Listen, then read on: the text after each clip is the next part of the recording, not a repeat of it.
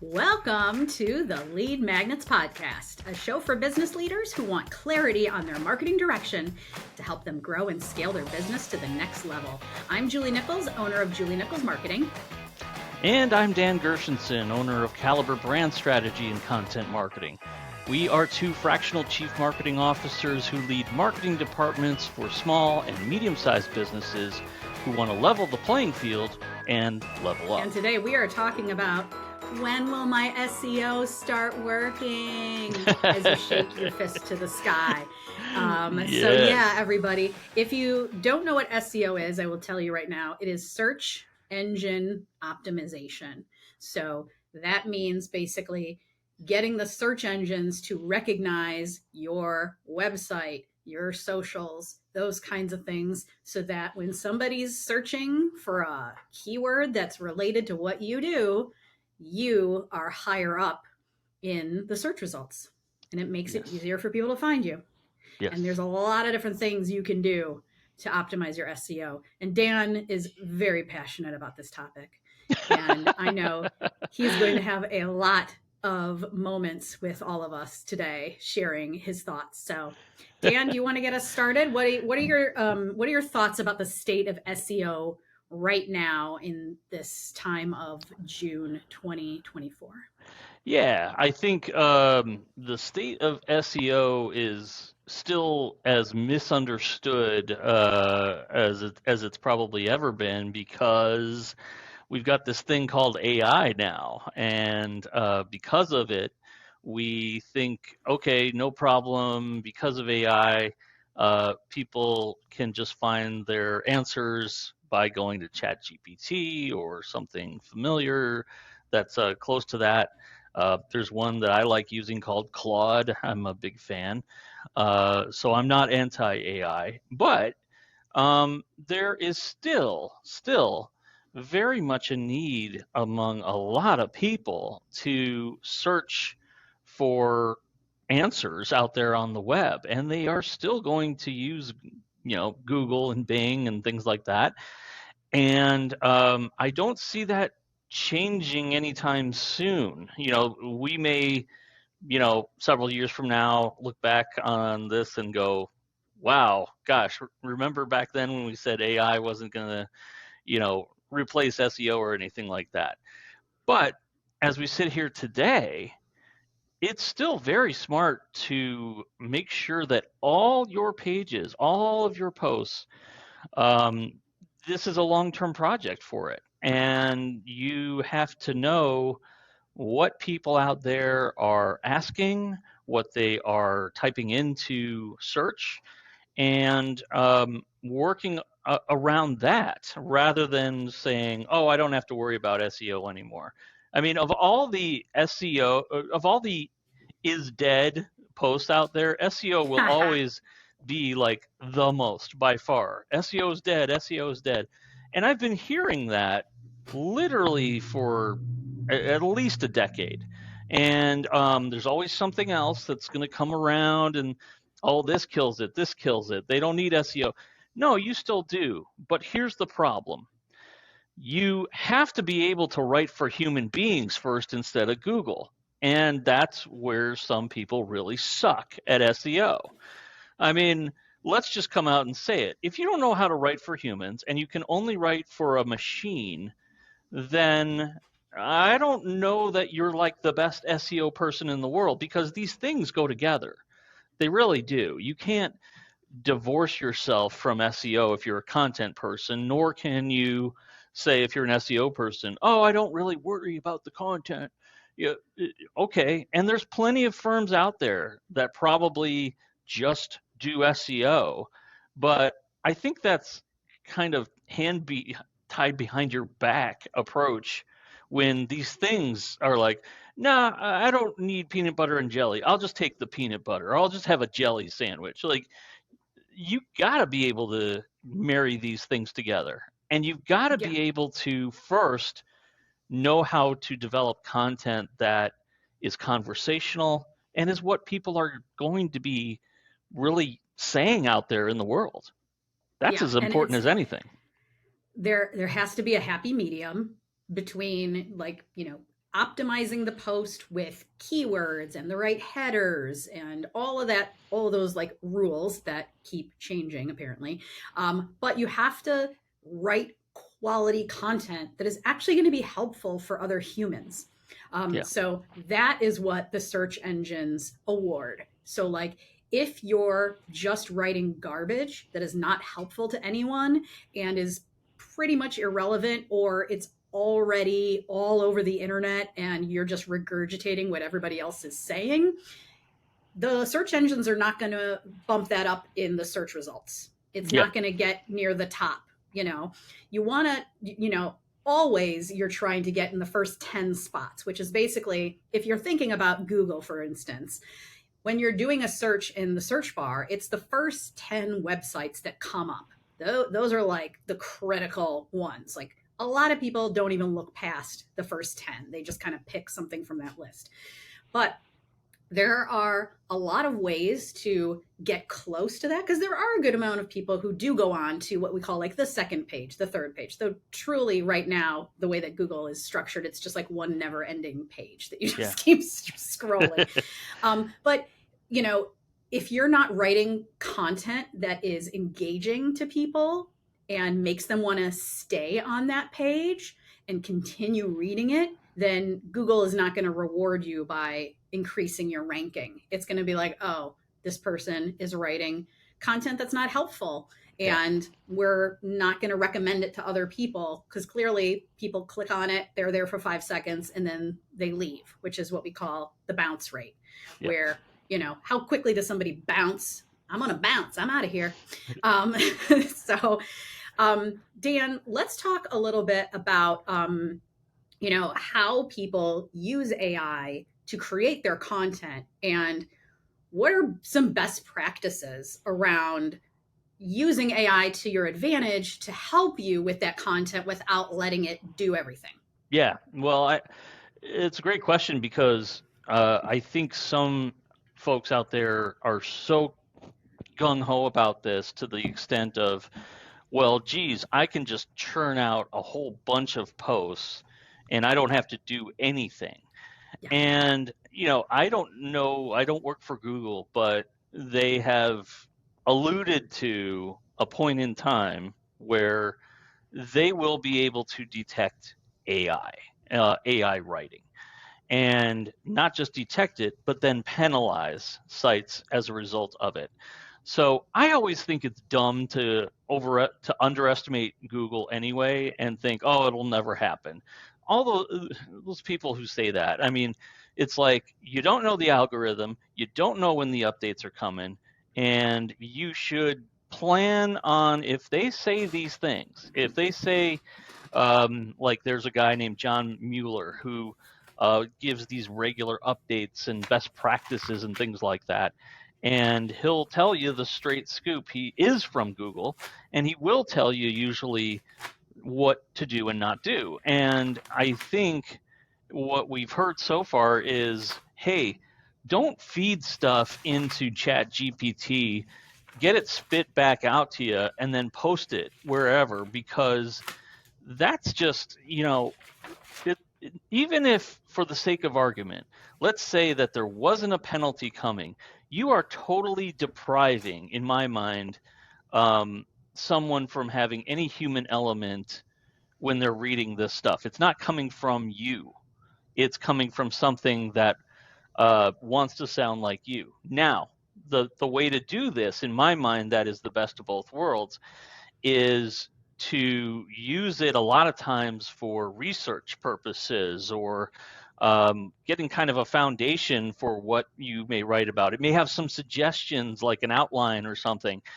And I think that's terrific. All of those things are valid. I do not think that's a bad thing at all. I think that's fair game. But what I think you would want to do is make sure that you are changing that content, or adding to kind of what it's giving you, so that you can have a real impact on other human beings, because it is literally coming from a human being. And so you can have both quite easily. I don't think it's going to be a good idea, though, just to get a whole bunch back from AI and call it a day. Oh yeah. That's Yeah, people should be. I love utilizing AI to create like an outline of a blog yes, post. yeah, And like, hey, okay, here's like the general topic that I'm looking for. What would be a good outline for this type of post? And then it's basically, pulling ideas from all over the internet that are very similar to what you're trying to create and giving you suggestions. And then you can keep what you think is good and throw out what you think is bad. And then once you have your outline, then you also typically will have ideas for the headers in the blog post. yeah, So, it's important to make sure that you're formatting your blog posts the right way. And that's a whole other episode. yeah. And I do have an article on that on my blog on julienicholsmarketing.com if you want kind of like the SEO 101 of how to optimize your blog post. Go check that out. But Dan, I was rifling through my notebook just now while you were talking because I just remembered that there are certain things that you should absolutely not do when you're doing SEO. And I wrote it down once and I was going through my notebook the other day and I was like, oh my God, this is such a great list. Yeah. It's what they call black hat SEO. So this is Oh basically like, gosh. I know, Yeah. I unethical tactics to rank. Google hates these. This is the note I put on here to myself.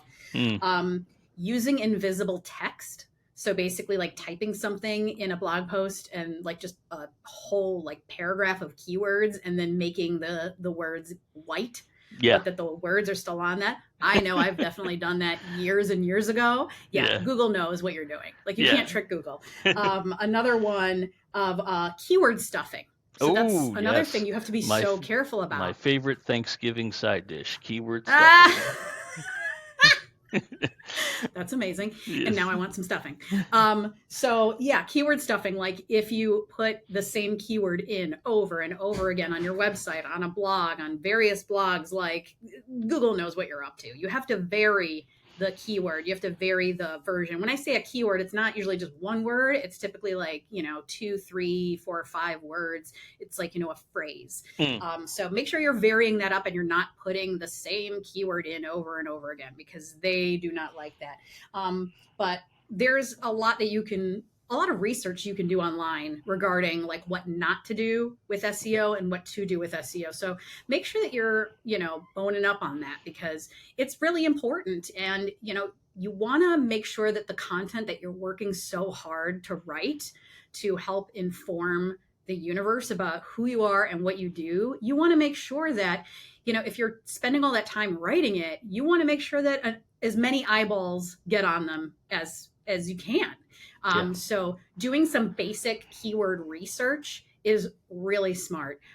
Dan, I know I have my favorite places to go. I'm just going to say right now, something that I've always loved using is answerthepublic.com. So Yes. that's a great website that basically you can put in a keyword Mm-hmm. and it will spit out a huge list of different ways to use that keyword in different sentences, different questions that people ask on the internet. So that's one great resource. Another one that I love using is really just Google itself. You could go into Google search, type in a keyword that you want to use, and then you scroll down and then you can find the section that says like other people searched for this term or other questions. So Yeah. if you can find the list of questions that people have asked, those are common things that people are searching for. So that's another way to get ideas on what to write about. Yeah. So Dan, do you Yeah. have any other Yeah, suggestions? and on my end, I think I'm a big fan of this tool called SEM Rush. I've been using it for a while, and it's not like something that everybody out there has access to, like Google, but I do think what you find from that, and what I share with clients is kind of first a spreadsheet of not only here's where your keywords are right now as a baseline, but also, hey, here's some competitors and here's what they are ranking for in comparison to you. And there's usually a nice gap I of love that some of keyword gap. those things that they, that client is just not even, they hadn't considered. And then on top of that, there is sort of like with your answer to the public, it also has a thing of trending conversations or articles or questions that are going on in relation to that topic that you might want to be talking about. And from that, you can develop a whole lot of, different types of blog posts that are hopefully going to be optimized. But it's definitely, you know, the good thing about this is you're taking conversations that are already out there in the world. You're not guessing. You're not saying like, "Oh, I think people want to hear about this." No, I'll tell you whether they're having a conversation about it or not right now. Or most likely they are, but they're not using the same exact terminology you are. And I do think that some people really have to come around to this, which is their language may not be the same as your language, but you're talking about the same things many times. So get the hell out of your office mentally and think about when we're doing this research, you're all about how they are describing your services. And if you can't get there, boy, I don't think you have any chance of understanding SEO, because it is all about how they are communicating, um, on their terms, on their turf, because they're not your client, at that point. Usually they're a prospect. They're just talking about this stuff. So what is it that they are talking about, and how can you come around to that? It's not done in a bubble, and it's not done with some SEO firm saying, well, you should really go for this. You got to be able to tie it back to people who are already have it out there in the world, ideally. And Yeah. that's a good starting point. Okay. I want to get to the idea of how long does it take for SEO to start working? Yeah. Um, and I think that this is like a misconception amongst a lot of people out there, business owners, especially, where they think, you know, well, let me back up, because there's really two different kinds of SEO. There's the kind of SEO that like you can do, that is the actual words on the page and optimizing the way that the post looks. That's what we consider on-page SEO. And that's really like the stuff that you would have control over as a business owner, as a writer, as a marketer, whatever. And then you could do a lot in regards to that. Hmm. Then there's the back end stuff. There's stuff in the back end of your website. There are things that you need to optimize, such as like meta tags, things like that, that can be a little more difficult for the average Joe to really kind of figure out. And that's when you might want to bring in somebody who's an expert in SEO. And then beyond that, there's really like commercial SEO, which is like if you really want to rank and you want to rank more quickly, if you want to really get bumped up in search engine results, that's more where you're going to need the experts, and they're going to know how to get you ranked up quickly. Because really, and I talk to my SEO expert all the time about this, and it just kind of blows my mind how much he knows about this. But when you're just putting stuff out there on a blog, on your website, it could take months for it to really get noticed, because the search engines, especially Google, which is the biggest one, they don't crawl your website, which means that they don't scan your website for what the content is on your site in order to figure out how to rank it. It doesn't do that very often. Now, sometimes you can, like, out of the blue, rank for something that you just wrote. And that typically happens if a lot of people are searching for it and there's not very much out there about it. And so suddenly you're noticed. Hmm. But I think people don't realize that if you're not doing anything beyond just writing articles and trying to optimize them, that could take, anywhere from 6 to 8 months sometimes to really get Sure. traction. If you're working with, a SEO firm where you're putting a lot of money into it, they can help you to really get noticed a lot faster within, 2 to 3 months. So Yeah. there's really a big gap there. Yeah, and I think one of the there's a lot of different factors, but I think one of them that sometimes doesn't get talked about is keyword difficulty. So there's certain types of varying degrees of difficulty to rank for something based on how competitive it is. That right now that other companies are going for that particular keyword. And so if it's more difficult, it probably will take longer, and you might be, ranked 99th instead of ninth. And you have to make peace with the fact that this is a huge thing. I really think people have to understand that along with the time that it can take, and you're absolutely right. I think it can take 6 months, 8 months. I mean, if you read some articles, depending on the industry, it could even be a year or two for certain words, and it really can. And that I know that'll freak some people out, but so be it. I'm not making those decisions. But I can say that the other thing you have to really make peace with is there's going to be such fluctuation when you start and as you go with this stuff. As far as if you are, let's say that you're ranked fifth today, hey, you could be ranked 50th tomorrow, or you could see big jumps. And the reason why sometimes has nothing to do with the marketer that you've hired at all. It has a whole lot to do with Google making algorithm updates that will impact that. And even it could impact it favorably, it could impact it negatively. But the last thing you want to do is look at that stuff every single day and go, whoa, whoa, whoa, we were fifth and now we're 50th. What gives, marketing team? Like they're going to be like, this guy is so doesn't get it.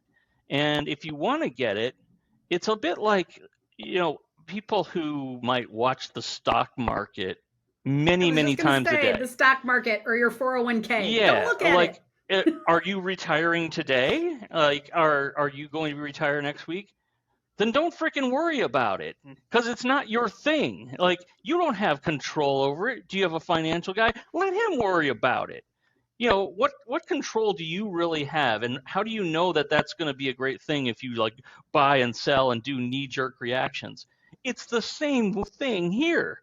If you try to, I can say this now about this guy because he's not walking the earth anymore, but there was a guy who I would have as a client, and I'll tell you, he was like obsessed with beating this one competitor, just one guy, Oh because I boy. guess this one guy used to work for him. And he was like, hey, why are we second and he's first? Or why are we third and he's second? We've got to fix that. And he didn't understand that changes like going up and going down are a part of the game. It is a part of what you're doing. And the long haul here is you make adjustments, but you don't go bananas trying to, get on the horn with your marketers and say, hey, fix this now. That's that's like that's just dumb. Like, don't do that. Like, that's just you have Let's to call a spade a understand. spade. Yeah, you're going to stress out a bunch of people who don't have total control over that. There are Yeah. 200 algorithm ranking factors, I believe, and Mhm. those change all the time. Does anybody really know what those are? Probably not. We're just guessing, or we're thinking that this is what it probably is. But Yeah. And sometimes there's a leak and we can kind of get a yeah, clue, which that yeah, just yeah, happened recently. And right, so we're right. like, but then we have to like, digest it and be like, oh, but what does this mean? And is it Yeah, really a factor? And yeah, there's no way to really know unless you yeah. actually, are building the damn thing yourself. You just want to keep going and tweaking as it goes. Like if you have certain technical issues that are going on with a page or a post, by all means take a good look at it. That's something that you can control. But if it's, my ranking went up like 20 20 slots or down 50 slots, yeah, come back to me tomorrow or next week or something, and let's see if something changed. But it's a long game, Yeah, it and is. you know, And there are things that you can do. Like just because you put up a post last month or last year, that doesn't mean you can't edit it. yeah. Like there is a lot to be said for going, like, make it a practice, everybody, right now. Put this down, write this down, to go back into your blogs, your website content, and look at it with fresh eyes every couple of months. You know, maybe once a quarter, make it a practice to go back in and be like, okay, is there something I can add to this article? Is this something that maybe I could tweak the keywords a little bit? Just like little things like that, you know, can make a difference in the ranking. And it's kind of like a never ending optimization process that you just kind of have to continually go through. So I just don't want you guys to think that blogs that you've written in the past are completely dead and no one's reading them. You could go in and tweak them and they could suddenly have new life. Oh yeah, yeah. And most likely, I think what word count, while it doesn't mean everything, I do think it's important because Yeah. if one of the things we look at is, okay, what's the top 10? We benchmark it and say, all right, who's ranking for this? What's their word count? What kind of stuff is propelling them to be on that first page?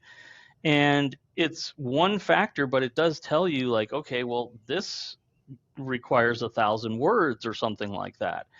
And of course, as long as it's good quality, helpful stuff and it's robust, then you could have a good chance of ranking in time. What is a totally missed thing here, though, sometimes is they don't realize, oh, I did a paragraph on this, or I did a few paragraphs on this particular post, and that's that. Even if you are an e-commerce and you are selling a product, you definitely can find some different ways to come at it where your product page could be the leading authority on that particular product. If you come at it not just with here's the specs about it, but what are some frequently asked questions? What are some cool features to call out? Is there some video that you can incorporate, or other things like that, to just make it the most you can possibly make it? And then from there, you'll have something that you can beef up. So I think going back and taking a good look at all your stuff is probably a great thing in that respect.